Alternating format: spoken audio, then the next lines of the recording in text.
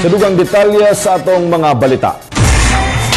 Nagkaguliang ang mga bisita sulod sa usa ka hotel sa JP Laurel Avenue, Davao City.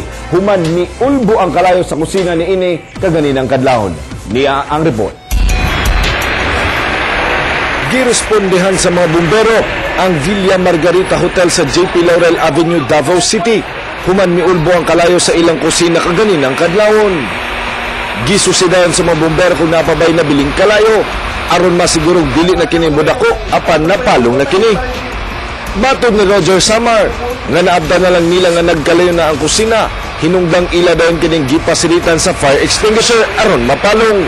Ako sir kay pag-abot na ko dre. Di ko kita na gusto ko na kusog gid abot gid dito. Wala na ora tong duha. Nabian pa sa ubang guest nga able ang ilang kwarto sa pagdali-dali nga makagawas. Dala ang ilang mga gamit. Sa gawas sa hotel na lang nagpaabot ang mga guest nga ideklarang fire out. May dugog ko, buto, o taod-taod, laga naman, ang kuan, sunog. So, anong ginawa niyo? Tumakbo na lang kami sa labas. Sa inisyal nga investigasyon sa Bureau of Fire Protection, nagsugod ang kalayo sa panghaw sa ilang kusina nga mitapot sa mga stove. O hindi nga mga cuts sa kuan sa pagkaon, masaka dito, mag-accumulate. May tendency tungkol sa kainit, muspa na siya, silaog na siya. So dapat naging sa proper maintenance yun. Human na sigurong napalong na ang kalayo, ni balik na sa bugsunod sa ilang mga kwarto ang mga bisita. Patay ang tricycle driver human giunay og pusil sa iyang pasahero. Niya ang report ni Vina Araneta. Duman sa kusog nga bundak sa ulan, gipusil patay ang 46 anyos nga si Edgar Conahapa sa Takunan Mental, Davao City. Samtang na masahero kini sa iyang tricycle sa maong lugar, pasado alas 4 sa hapon kagahapon. Ang responsable, gingong pasahero lang sa biktima nga magpahatod sa deka. Duha kasamad pinusilan sa ulang na angkon sa biktima gamit ang kalibre 45. Bali ang tama niya sa ulo, dalawa. Tapos dalawa ang nakuna mo na empty shell. Na 45 caliber. Close range ba, sir? Siguro dahil nag-ano man ng empty shell, tapok man. Nasubo kayo ang pamilya Conahapa sa gidangatan sa ilang padre di pamilya. Apan, wala sila'y nahibalang kaaway ni ini. Wako kibalo, na ba sa'y kalaban? Wala po siya na istorya, ma'am. Wala yun. Wala pa klarong lead ang kapulisan sa ilang investigasyon. Apan, doon na kini kasong rape kani adto. Ang isa gawas ko na istorya, pandugay na yung kayo, 2003 pa nga doon na may kasong rape diri. Naka-rape na doon siya kasong rape. Pero karon na lately lang, wala pa may bawaan kung doon na ba niya siya nakabigil diri. Padayon pang ginaimbestigahan sa kapulisan ang motibo og suspect sa pagpatay. Vina Araneta, ABS-CBN News. Nibalik na sam sa barangay Gredo, Panabo City ang Team Kapamilya aron makig-celebrate sa 39th araw ng barangay. Pinaagi sa basketball, gilingaw sa Team Kapamilya ug barangay officials ang mga residente. Nag-iyahay ug pagawas sa ilang abilidad ang matag team sa exhibition game. Din ang nidaog ang mga barangay official sa score nga 76 batok sa 70. Malipayon sa kaayo mga residente sa gidalik na premyo nila MOR DJ Inday Tanini ug Steven Suave kauban ang mga main screw dancers. So nagpasalamatan ko uban sa akong mga barangay official, sa mga katawan, especially kining mga exhibition game from Kapamilya, ABS-CBN o mga functionaries o barangay official. So salamat kayo kaninyong tanan gikan sa ako ang kasing-kasing. Ug mao katon naglangkob nga mga balita sa News Patrol at ang dugang pang mga balita unya sa TV Patrol Southern Mindanao. Mayong buntag ug daghang salamat.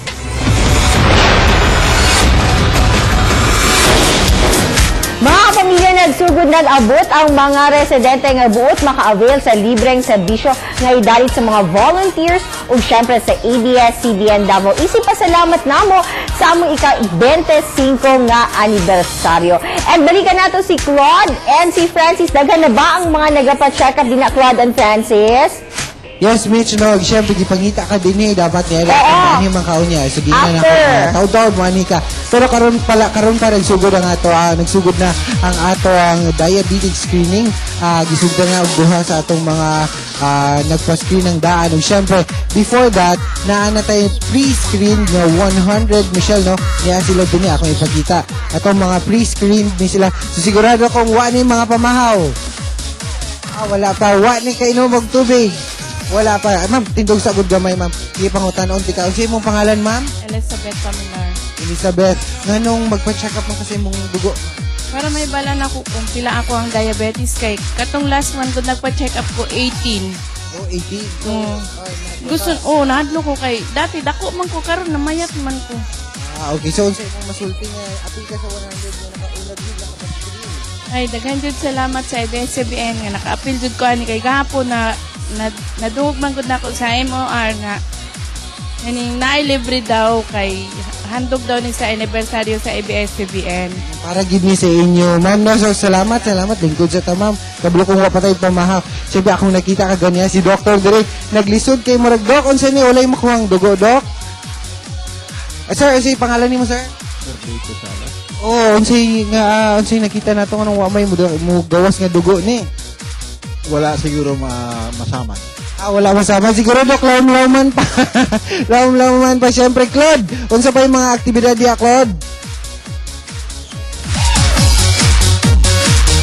Francisco, po nato din karon ng head, of course, sa Sagip Kapamilya Foundation, si Sir Aduel Alcover. Good morning. Dini sa Mindanao. Kuya Juan Tanak.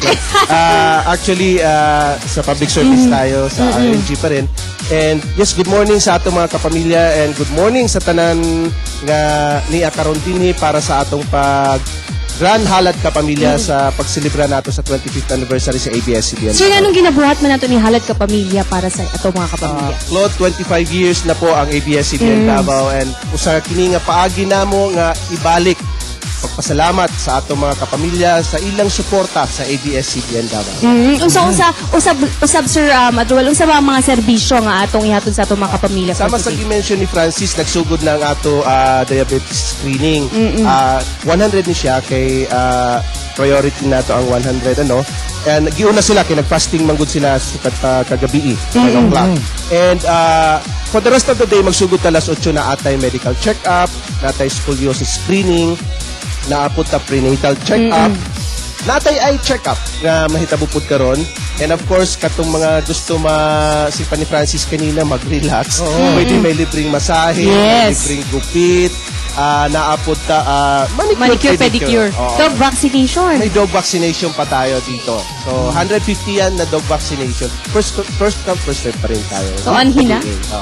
So, total, murag leisure para sa atong pamilya. Pwede na magpa-check up, pwede mag-relax.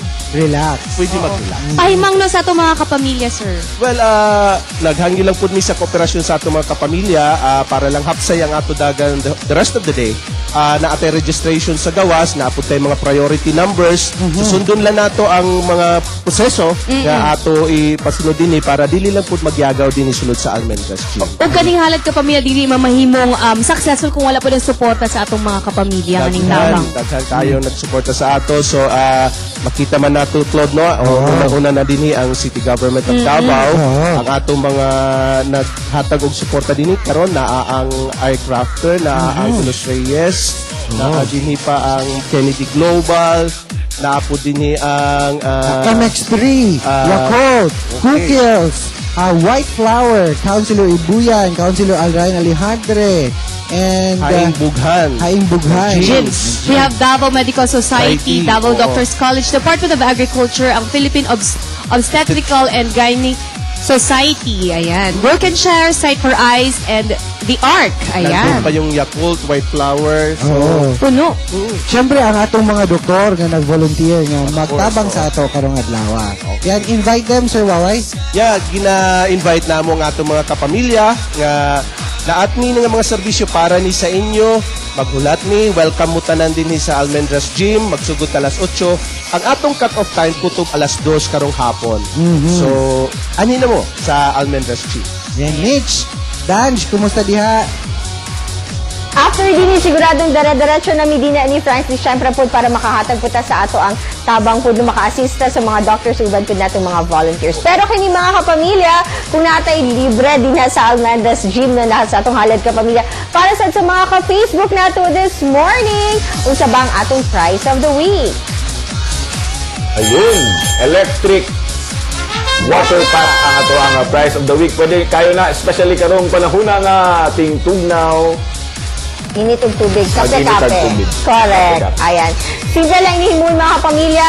I-guess lang ninyo ang insakto nga presyo sa atong price of the week or kung dili ba ka ang nearest sa exact price na entering Friday, usa ka lucky kapamilya nato ang makadaog ni ini. I-post lang sa atong Facebook page sa Maayong Buntag Mindanao.